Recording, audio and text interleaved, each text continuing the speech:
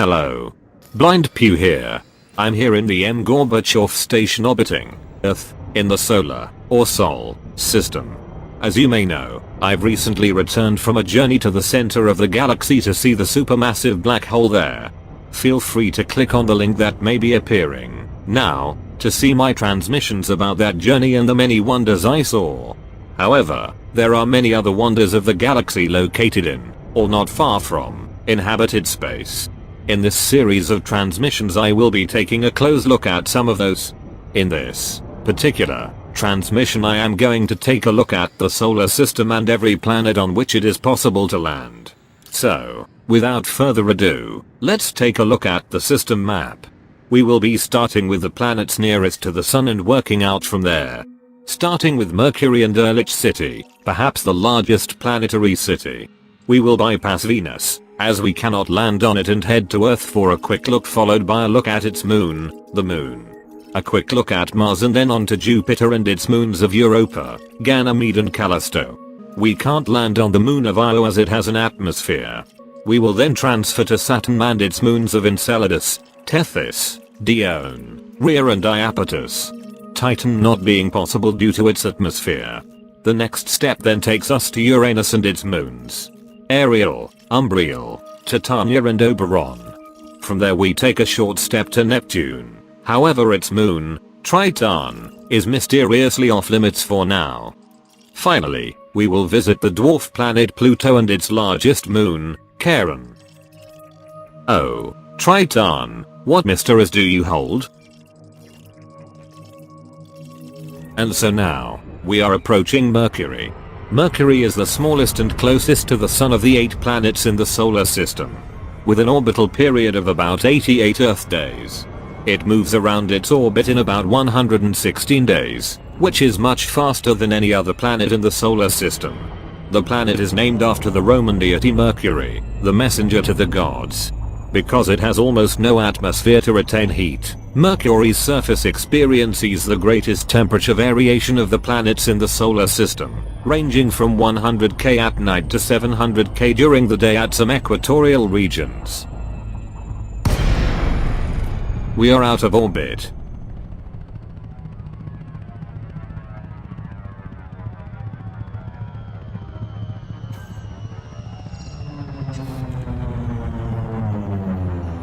And now out of cruise and approaching Earlich City.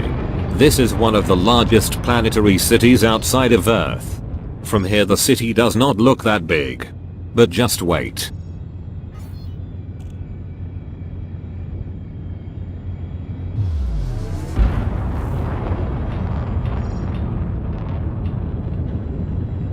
Yep, that's right. It's massive.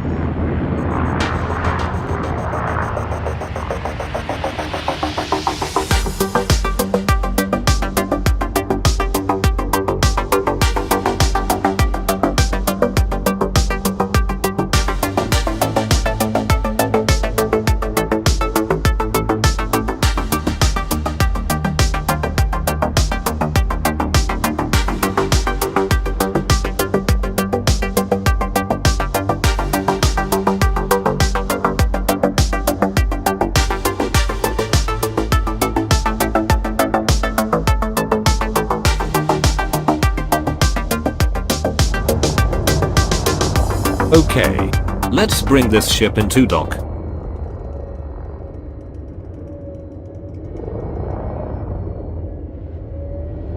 And now, surely, the sheer scale of this place becomes apparent.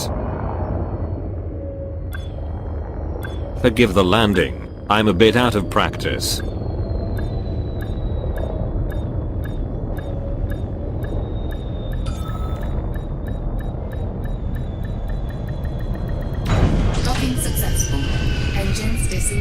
Wow.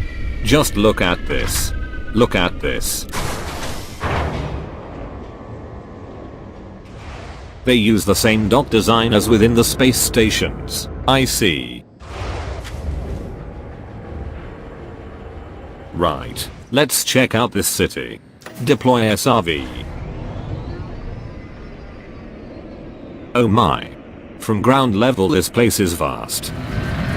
Oops, better slow down for the curb there. Right, let's get some speed up and take a good look at this place. Not sure what those domes ahead house. I'm guessing that this grey part is some sort of official road. Shall we stay on it? Of course not. Looks like a bit of a drop off to the left there. I'd better be careful. I'm assuming the building lit up in blue ahead is the center of things.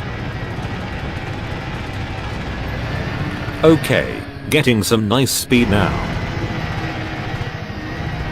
Whoa. Right over the road. I caught some nice air there. Or, as there is no atmosphere here, I caught some space. Unfortunately the SRV hull is now down to 50%. This appears to be a ring road around the base. Let's follow it. Aha. What is this? Exit to surface. Sounds interesting. Let's take a look. Full speed ahead. A tunnel. I assume this takes us through the wall we landed on and outside the city then. Hopefully there is no checkpoint. Auto. Yes. Here we go. Oh no. Down to 25% hull already. This may be a short trip if I'm not careful. I'll have to drive rather gingerly from now on. Unfortunately. Just look at that vista. It stretches out strikingly. Whoa pew. Slow down for this lump.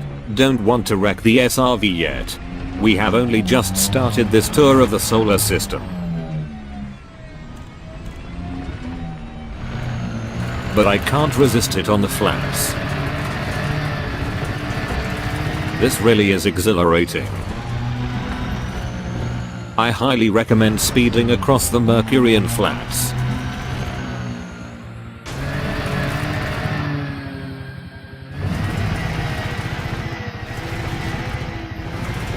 Okay, after all that driving we can now see Erlich City in the distance, still looming large due to its massive size. With my hull at 14% I have better head back now.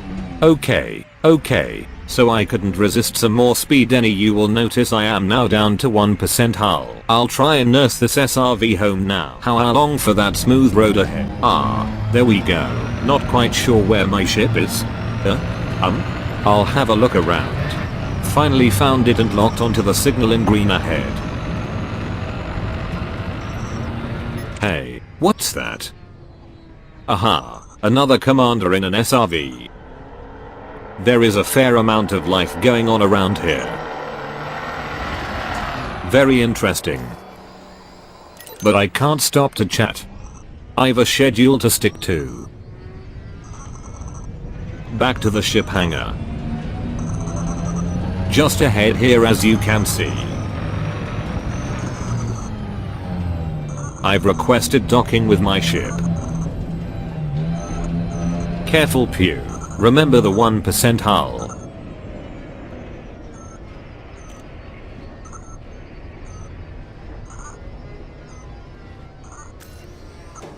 Oh. Just a slight dent. There we go. And requesting liftoff.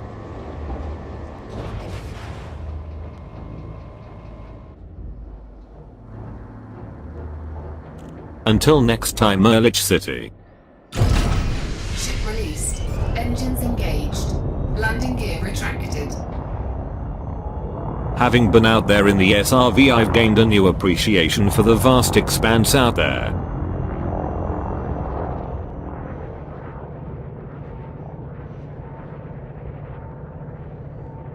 And, indeed, in here.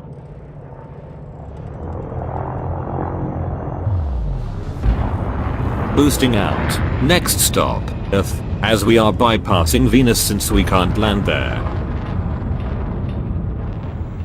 And now approaching the Earth. Historic home of humanity. Africa and Europe clearly visible there.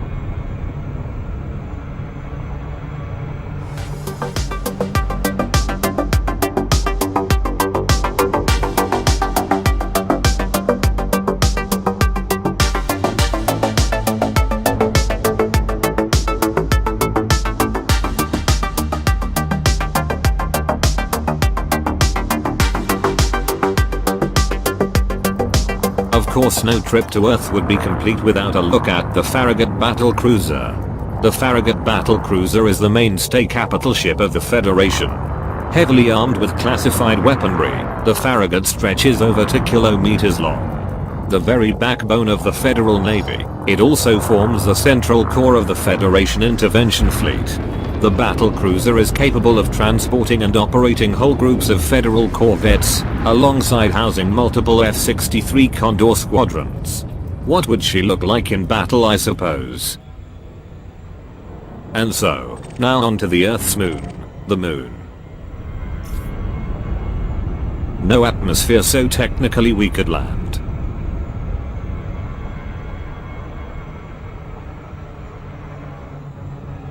But, of course, they won't let us.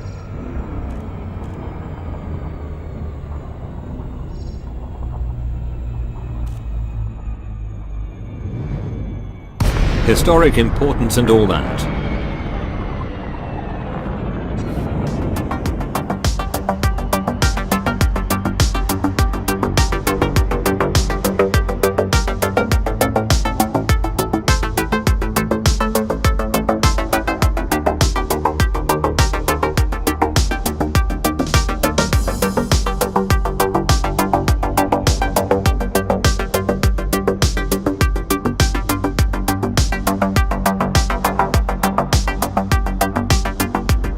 So now, we have arrived at Mars. Mars is the 4th planet from the Sun and the 2nd smallest planet in the solar system, after Mercury. Named after the Roman god of war, it was once referred to as the Red Planet because the iron oxide prevalent on its surface gave it a reddish appearance. Of course, it has since been terraformed and so now takes on an appearance similar to Earth, though if you look closely you can still see evidence of its former red self.